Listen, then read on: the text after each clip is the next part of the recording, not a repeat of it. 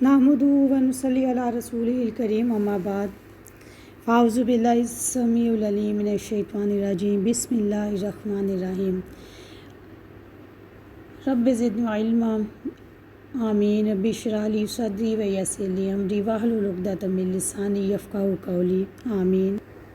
अस्सलामु अलैकुम व रहमतुल्लाहि व बरकातुहू। आज हम सूरत अल-बक़रा की आयत नंबर 8 और 9 की तर्जुमा और तफसीर देखेंगे।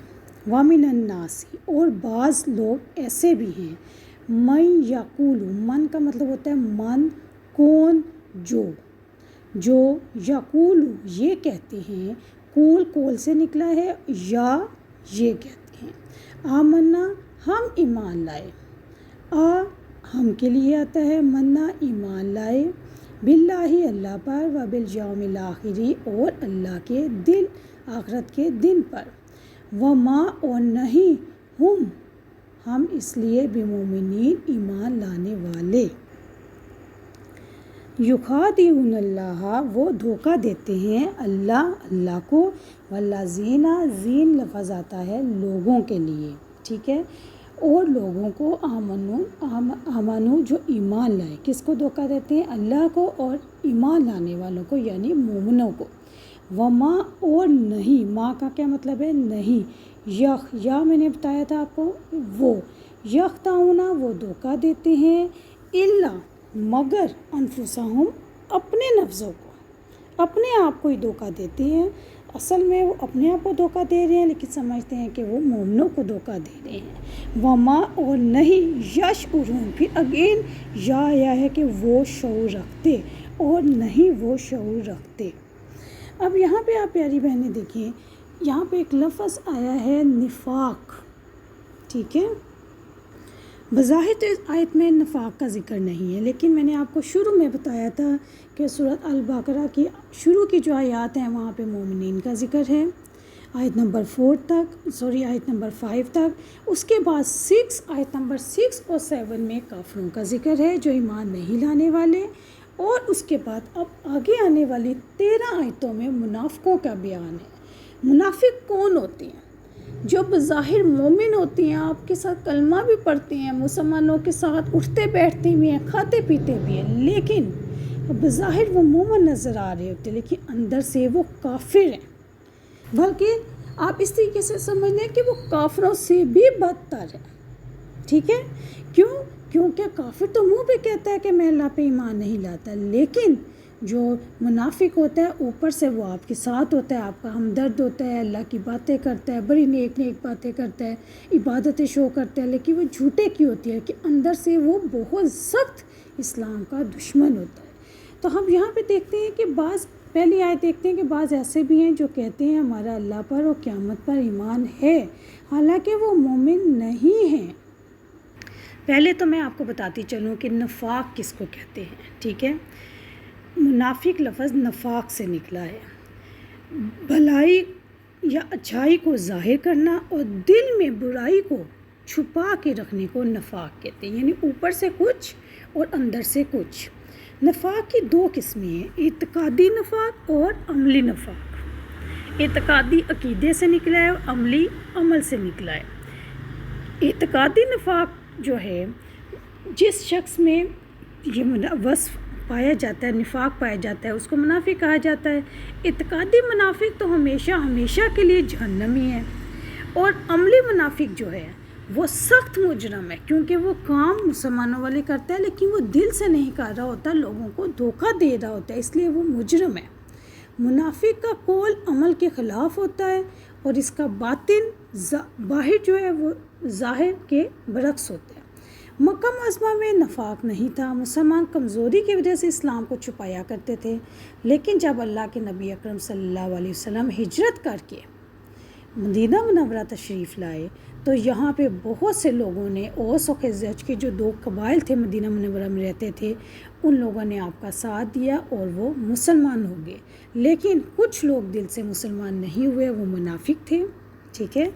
और उन्हीं में अब्दुल्ला बिन अबी जो था वो सबसे बड़ा उनका गुरु था, समझ लें, उनका सरदार था, सबसे बड़ा मुनाफिक था। عمل نفاق تو بہت برا گناہ ہے، کیونکہ منافق کا قول اس کے فعل سے اور اس کا ظاہر اس کے باطن کے خلاف ہوتا ہے۔ وَمِنَ النَّاسِ ان لوگوں میں سے کچھ ہیں، یعنی عبداللہ بن ابی، منافق جو عبداللہ بن ابی تھا اور اس کے ساتھی جو ان میں سے زیادہ تر یہودی تھے۔ اور اگر ہم آج کل دیکھیں تو آج کل بھی ہر دور میں ہر علاقے میں اس طرح کے منافق پائے جاتے ہیں، اوپر سے کچھ ہوتے ہیں اور اندر سے کچھ ہوتے ہیں۔ میں یقول آمنا، جو کہتے ہیں ہم اللہ تعالیٰ کے رب ہونے اور الہ ہونے کی تصدیق کرتے ہیں، اور یہ کہ اس کے سوا کوئی رب اور کوئی الہ نہیں، منافق یہ کہتے ہیں، ٹھیک ہے۔ وَبِالْيَوْمِ الْآخِرِ، وہ کہتے ہیں کہ ہم قیامت کے دن پر بھی ایمان لاتے ہیں۔ وَمَا هُمْ بِمُؤْمِنِينَ، حالانکہ وہ حقیقتاً مومن نہیں ہیں، بلکہ وہ جھوٹے ہیں، فاجر ہیں، دھوکے باز ہیں۔